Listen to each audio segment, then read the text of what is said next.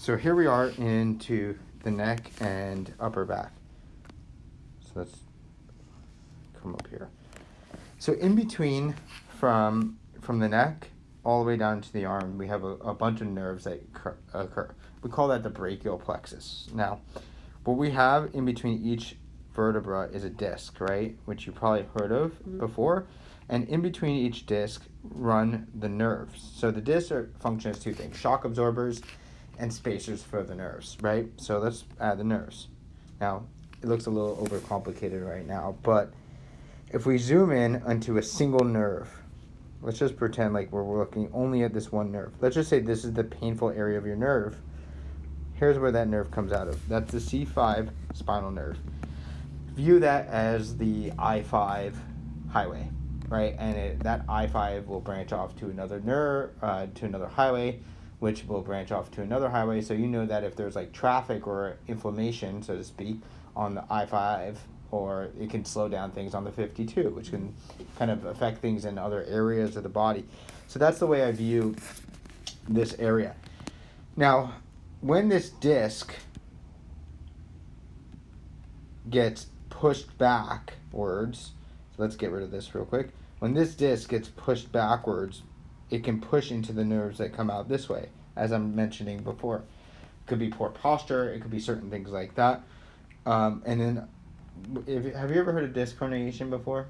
I've heard of it. Yeah, so a disc herniation is essentially when we have this little nerve root, or this disc here in the middle, this jelly-like substance, and this ring around, and it starts to push through that area, where that nerve is now irritated because it's having direct pressure on that nerve.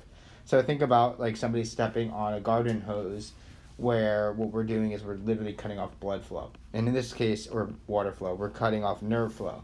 That can cause paresthesias, or numbness and tingling, which is what you're feeling. In my clinical opinion, you're not having that.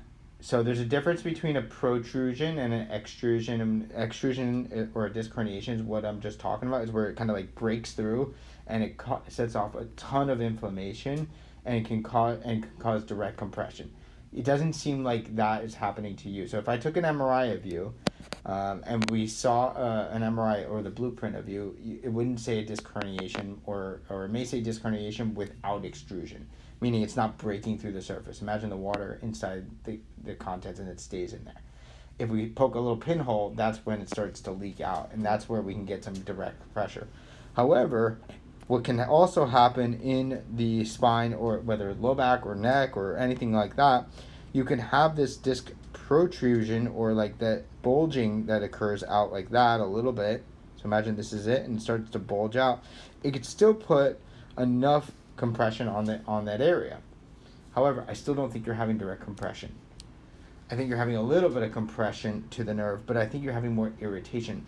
So just because something isn't touching a nerve like this, like let's just say that's the nerve, and that's not touching, just because it's not touching doesn't mean you don't have to have symptoms. It can have enough inflammation or irritation from all the healing and I'm sure you've had a swollen ankle before or something like that. Mm-hmm. You know that sometimes when you have a swollen ankle, sometimes you feel it into the toe, sometimes you feel it down here, sometimes you feel it over there.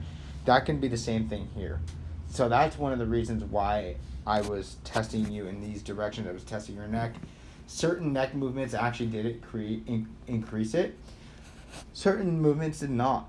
And in this case, like right now, like as much as I want to give you all the stretches and exercises, here's the truth: stretching is not going to fix it right now. Why is stretching not going to fix your neck pain or your paresthesias or numbness and tingling right now? It's because if we take that nerve, let's show you where it goes to. So let's just say we take because I was testing, like if we go through this way and we go down this way, and we branch off down to this, typically the nerve will follow this way. It'll actually go this way. The other nerve, on the other hand, will come this way. I don't know if that's the one you're feeling more. This one. Interestingly enough, in your testing, when I did this one, that's like a general brachial plexus stretch. So it's like I said, it's pulling on the shirt, or me pulling on the shirt, and it's still pulling this way. So think about what that does. When I pull the nerve, I'm also pulling muscles. Same thing as a stretch. So if I take this irritated nerve root that's irritated, let's just say at the source, that's creating a bunch of inflammation that goes down and creates that numbness and tingling, and I go ahead and I stretch the muscle and the nerve, I'm pulling it further down, which causes a lot more irritation to the area. So what we have to do is find out positions that actually help you and relieve your pain and pressure, because it's not about stretching right now. I'm not saying stretching is bad for you. I am saying stretching right now is going to create more problems than beneficial. Okay. So it's not that you're tight. You're not tight. I don't want you to view yourself as like overly tight. I want you to view yourself as you're tight because your muscles are guarding and protecting against a further injury. Okay? When you said one thing that made me go ding, light bulb to me, you like, when I pull my shoulders like this and I rotate back, what happens? You feel better. Why do you feel better? Because literally you're aligning your shoulders, you're aligning the spine, you're literally lining things up, and you're actually, instead of putting it into a stretch, you're putting it into a better position and posture. Mm-hmm. So we have to do two things. One, find out what helps you, and two, find out what hurts you. We already kind of found out what hurts you, so we need to really just do less of that at first. So what I call it scab picking. I'm sure you know what scab picking is. We just kind of pick open a scab. How can that injury heal if we keep scab picking? It can't, or it will, but just slower. We don't want to do that. So if I had to tell you to not stretch right now, that would be my number one thing that said don't scab pick. So I would say don't do that, because that's going to cause you more problems. But we already know one thing that does help you, this. So you can't walk around like this, maybe you can, but this might help you significantly reduce that pain. Okay. We'll have to find out some stuff that actually helps you, but in addition to that, like I'm going to work the soft tissue, I'm going to relax the tissues. You've been adjusted before, right? Mm-mm. Never? Okay. So here's the thing with adjustments. Adjustments are really great because they can help alleviate and decompress the vertebra, but they can also cause some irritation and inflammation. In your case, I definitely think that we can do either or, but I'm going to just do the soft tissue work first, and I'm going to help the muscle, and I'm going to help the nerve glide and slide a little bit better before we even talk about adjusting. Okay. I don't think it's worth just going in there and just adjusting you right away.